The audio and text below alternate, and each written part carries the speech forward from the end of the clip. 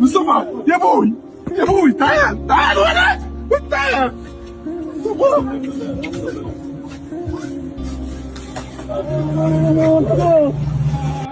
আমি হতবাক হয়ে গেলাম।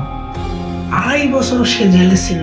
যখন জেল থেকে বাইর হইছে, তার বড় ভাইকে সে দেখে পায়ে চুমু খাইতে চাইতেছে। আসলে ভালোবাসা কোন লেভেলের তাদের, আর আমাদের দেশে কোন লেভেলের ভালোবাসা চলে আমি বুঝি না। তাদের ভালোবাসা কত দেখেন। এই ঘটনাটা আরব কান্ট্রিতে ঘটেছে আমার মনে হয়, যেহেতু তার আরবিতে কথা বলতেছে।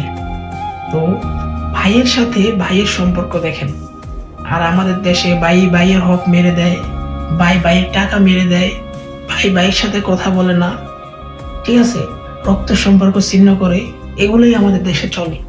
কিন্তু তারা দেখেন, তাদের ভালোবাসা দেখেন।